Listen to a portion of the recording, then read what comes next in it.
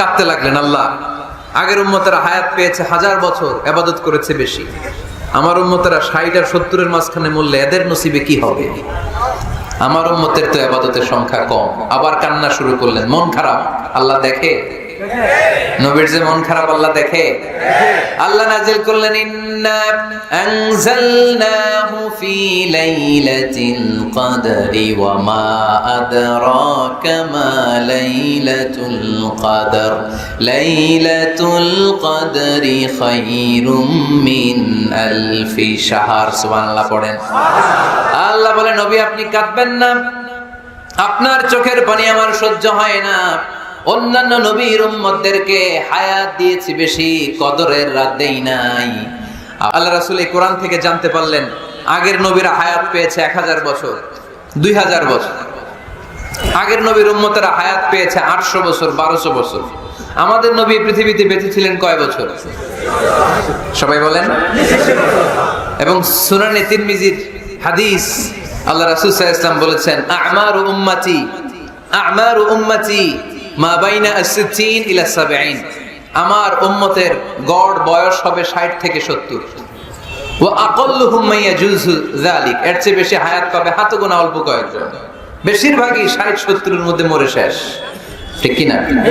এখন আমাদের সমাজের কি অবস্থা? এটাই তো। আপনাদের টাঙ্গাইলের কি অবস্থা? কত কত বাঁচে? 100 বয়স হয়েছে এরকম কে কে আছেন দেখি?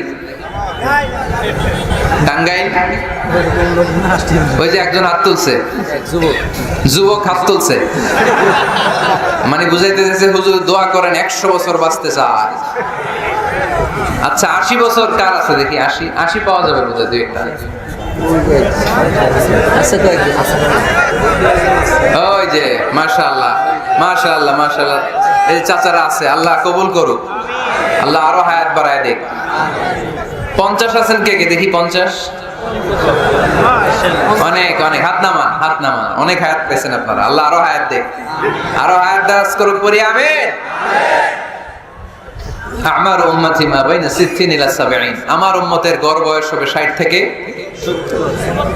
এই কথা শোনার পরে বিশ্বনবী আবার কাঁদতে শুরু করলেন, কারণ বিশ্বনবীর টেনশন হচ্ছে আগের উম্মতেরা হায়াত পাইছে বেশি, ইবাদত করছেও, আমার উম্মত হায়াত পাইছে কম, ইবাদতের সুযোগও। হায়রে আমার উম্মতের কি হবে? আমার উম্মতের কি হবে? এই নবী তো এমন নবী, সব নবীকে আল্লাহ একটা দোয়া করার সুযোগ দিয়েছিলেন, যে দোয়াটা করা মাত্রই কবুল। এটাকে আরবিতে বলে দাওয়া মুস্তাজাবা, লিকুল্লি নবিয়িন দাওয়া মুস্তাজাবা। সব নবীকে আল্লাহ একটা করে দোয়া করার সুযোগ দিয়েছে, আর এই দোয়াটা করা মাত্রই কবুল। আর সব নবীরা দুনিয়াতেই ওই দোয়া করে ফেলেছে। আল্লাহ রাসূল সাল্লাল্লাহু আলাইহি ওয়াসাল্লাম বলেছেন, ওয়া ইন্নী আখতাবিউ দাওয়াতি শাফাআতান লি উম্মতি ইয়াউমাল কিয়ামাহ। ওই দোয়াটা আমি দুনিয়ায় করি নাই, ওই দোয়াটা আমি তোমাদের জন্য কিয়ামতের ময়দানে যাতে তোমাদেরকে সুপারিশ করে জান্নাতে ঢুকাতে পারি, ওই জন্য রেখে দিয়েছি। কত কষ্টে বিষ্ণু ইসলাম ছিলেন, খাবার ছিল না, পেটে পাথর বেঁধেছেন। যদি বলতেন আল্লাহ ওই দোয়াটা করলাম, আপনি খাবার দেন, জান্নাতের খাবার পাঠিয়ে দিত কে? আল্লাহ। উহুদের ময়দানে দাঁত ভেঙেছেন, রক্ত ঝরেছে, যদি দোয়াটা করতেন মুহূর্তে বিজয় দিত কে? আল্লাহ। কোন পরিস্থিতিতে ওই দোয়াটা বিশ্বনবী করছেন? রেখে দিয়েছে। দেখেন, অন্য নবীর সাথে আমার নবীর অ্যাটিটিউডে পার্থক্য। অন্য নবীরাও চাইলে রাখতে পারতো এদের উম্মতের জন্য, না, বিপদের দিনে ওটা কাজে লাগায় ফেলছে। প্রত্যেক নবী একটা করে দোয়া করার সুযোগ পেয়েছিল, যে দোয়াটা করা মাত্রই কবুল। সব নবীরা দুনিয়াতেই শেষ, একমাত্র শুধুমাত্র কেবলমাত্র আমার আর আপনার নবী ছাড়া রেখে দিয়েছেন তিনি, রেখে দিয়েছেন ওই দোয়া আমাদের জন্য, আমার জন্য, আপনার জন্য, আমাদেরকে বাঁচানোর জন্য ওই দোয়া রেখে দিয়েছে। চিল্লায় বলেন ঠিক কি না? রেখে দিয়েছেন। কাঁদতে লাগলেন, আল্লাহ আগের উম্মতেরা হায়াত পেয়েছে 1000 বছর, ইবাদত করেছে বেশি, আমার উম্মতেরা 60 আর 70 এর মাঝখানে মরলে এদের নসিবে কি হবে? আমার উম্মতের তো ইবাদতের সংখ্যা কম। আবার কান্না শুরু করলেন, মন খারাপ আল্লাহ দেখে, নবীর যে মন খারাপ আল্লাহ দেখে। আল্লাহ নাজিল করলেন, ইন্না আনজালনাহু ফি লাইলাতিল কদরি ওয়া মা আদরাকা মা লাইলাতুল কদর লাইলাতুল কদরি খায়রুম মিন আলফি শাহর। সুবহানাল্লাহ পড়েন। আল্লাহ বলে, নবী আপনি কাঁদবেন না, আপনার চোখের পানি আমার সহ্য হয় না। অন্যান্য নবীর উম্মতদেরকে হায়াত দিয়েছি বেশি, কদরের রাত দেই নাই। আপনার উম্মতকে যদিও হায়াত লম্বা দেই নাই, কিন্তু আপনার উম্মতকে আমি লাইলাতুল কদরের রাত দিয়েছি গো নবী। লাইলাতুল কদরি খায়রুম মিন আলফি শাহর, হাজার মাসের চেয়ে সেরা। এই এক কদরের রাতে যদিও 60 থেকে 70 বছরের মধ্যে মারা যাবে, কিন্তু এই এক কদরের রাতে ইবাদত করলে 1000 বছর ইবাদত করলে যে সওয়াব, তার চেয়ে বেশি সওয়াব আপনার উম্মতের আমলনামায় ঢুকায় দিবে কে? আল্লাহ। খায়রুম মিন আলফি শাহর, 1000 বছর। 1000 বছরে হয় 83 বছর 4 মাস। আলফি শাহর 1000 মাস, 1000 মাসে হয় 83 বছর 4 মাস। এজন্য কদরের রাতে ইবাদত করতে রাজি আছেন তো? বিশ্বনবীর যেখানেই মন খারাপ, মন ভালো করে দেয় কে? আল্লাহ। সর্বশেষ কিয়ামতের ময়দানে মাকামে মাহমুদে বিশ্বনবী সিজদায় পড়ে কাঁদবেন। আল্লাহ বলবেন, জিব্রাইল যাও, দুনিয়ায় কান্না সহ্য করতে পারি নাই, আজ কিয়ামতের ময়দানেও আমি আমার নবীরে কাঁদতে দেব না। ইযহাবিয়া জিব্রাইল কুল্লাহু মা ইউবকিক, যে আমার নবীরে বলো, নবী আপনি কাঁদেন কেন? সাইয়েদনা জিব্রাইল যে বললেন, নবী আল্লাহ জিজ্ঞেস করেছেন আপনার কান্নার কারণ কি। বিশ্বনবী তখনও সিজদা থেকে মাথা তোলেন না, সিজদায় পড়ে উত্তর দেয়, উম্মতি উম্মতি উম্মতি উম্মতি রব্বি হাবলি উম্মতি। আল্লাহ আমার গুনাহগার উম্মতের কি হবে? আল্লাহ আমার উম্মতের কি হবে? আল্লাহ আমার উম্মতের কি হবে? আল্লাহ বললেন, জিব্রাইল তাড়াতাড়ি যাও, আমার নবীর কান্না আমার সহ্য হয় না। আমার নবীর কানে কানে যে বলো, ইন্না সানুরদিকা ফি উম্মাতিক, দুনিয়াতে যেমনি আপনি পেরেশান অবস্থায়, মন খারাপ অবস্থায় আমি আপনার মন ভালো করে দিয়েছি, আজকে আপনার উম্মতের ব্যাপারেও এমন একটা ঘোষণা আসবে, ওই ঘোষণা পেয়ে আপনি আজও খুশি হয়ে যাবেন গো নবী, আজও খুশি হয়ে যাবেন। এরফা রাসাক, নবী আপনি মাথা তোলেন, মাথা তোলেন, আর সিজদায় পড়ে থাকবেন না। এরফা রাসাক, মাথা তোলেন। সাল তুতা, কি চাইবেন চান, দিয়ে দেব। ওয়াশফা তুশাফা, যার জন্য রেকমেন্ডেশন করবেন, যার জন্য সিগনেচার করে দিবেন, যার জন্য সুপারিশ করে দিবেন, তার সুপারিশই কবুল করে নেব। চিল্লায় এখন সুবহানাল্লাহ। এরপর বিশ্বনবী সুপারিশ করতে শুরু করবেন আর আমাদেরকে জান্নাতে ঢোকাতে শুরু করবেন। তারপরেও নবী ক্ষান্ত হবেন না। এরপর একটা পতাকা হাতে নেবেন, ওই পতাকার মধ্যে লেখা আলিফ লাম হা মিম দাল, মানে আলহামদু, লিওয়াউল হামদ, প্রশংসার পতাকা। ওইটা নিয়ে জান্নাতের দরজার সামনে দাঁড়াবেন। তখনও পেরেশান, সবাইকে নিয়ে, উম্মতের সব জান্নাতীদেরকে নিয়ে বিশ্বনবী দরজার সামনে দাঁড়িয়ে নক করবেন। ভিতর থেকে জিজ্ঞেস করা হবে, মান আনত, কে আপনি? আল্লাহ রাসূল বলবেন, আনা মুহাম্মদ। তখন রক্ষী ফেরেশতা বলবে, ঠিক আছে, আল্লাহ বলেছে আপনার আগে কারো জন্য যেন এই দরজা না খুলি। মুহূর্তের মধ্যে জান্নাতের দরজা খুলে দেয়া হবে। বিশ্বনবী প্রশংসার পতাকা নিয়ে সব উম্মতকে নিয়ে জান্নাতে ঢুকে যাবে।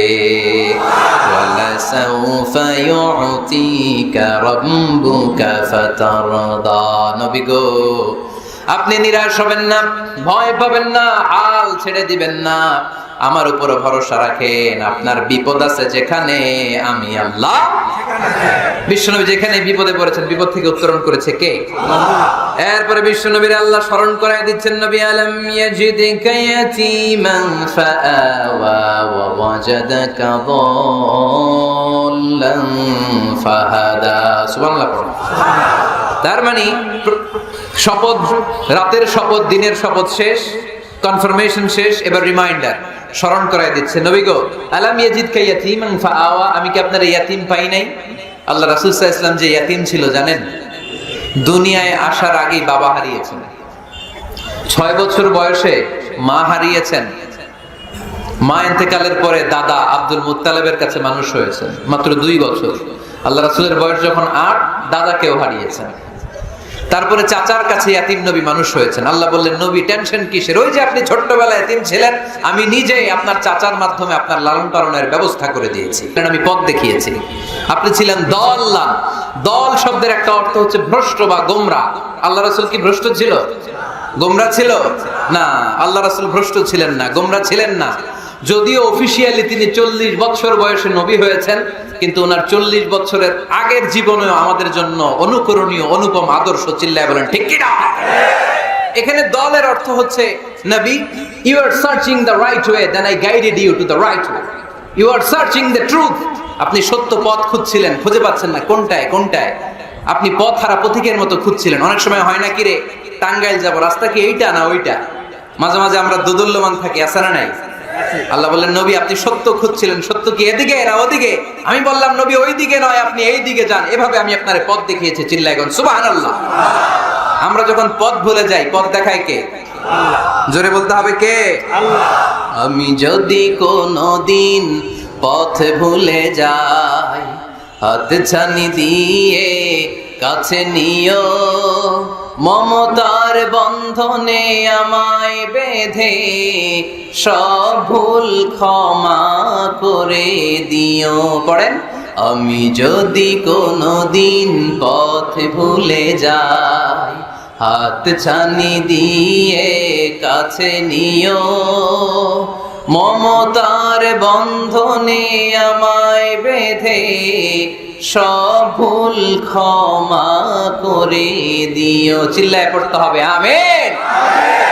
এটা কিন্তু একটা দোয়া, যদি আল্লাহ পথ ভুলে যাই পথ দেখায় দিও। প্রতিদিনই কিন্তু এই দোয়াটা পড়ি সূরা ফাতিহায়, ইহদিনাস সিরাতাল, সবাই বলেন ইহদিনাস সিরাতাল।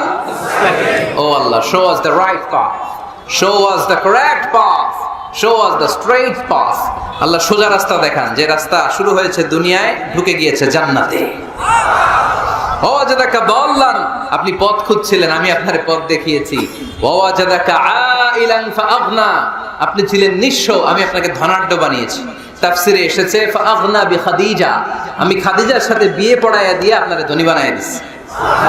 আল্লাহ রাসূল সাল্লাল্লাহু আলাইহি ওয়াসাল্লাম খাদিজা রাদিয়াল্লাহু তাআলা আনহার ব্যবসায় কাজ করতেন। আল্লাহ রাসূল সাল্লাল্লাহু আলাইহি ওয়াসাল্লামের আমানতদারিতায় মুগ্ধ হয়ে আম্মাজান খাদিজা বিয়ের প্রস্তাব পাঠালেন। বিয়ে হয়ে গেল, আরশের উপর থেকে আল্লাহ সাইয়েদানা খাদিজাকে সালাম পাঠালেন। সুবহানাল্লাহ। আর সাইয়েদাতুনা খাদিজা বললেন নবী, আজ থেকে আমার সম্পদ বলে কোনো কথা নাই, সব সম্পদ আপনার পায়ের সামনে আমি ঢেলে দিলাম। আপনার যা মনে চায় এটা দিয়ে করেন, ইসলামের দাওয়াত দেন। ফাআগনা বিখাদিজা, খাদিজার সাথে বিয়ে করিয়ে দেওয়ার মাধ্যমে আল্লাহ রাসূলকে ধনী বানায় দিল কে? তার মানে তিনটা রিমাইন্ডার দিলেন।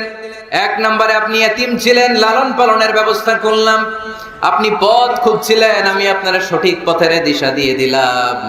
আপনার টাকা পয়সা ছিল না, আমি আল্লাহ আপনারে ধনী বানিয়ে দিলাম। সুবহানাল্লাহ পড়েন।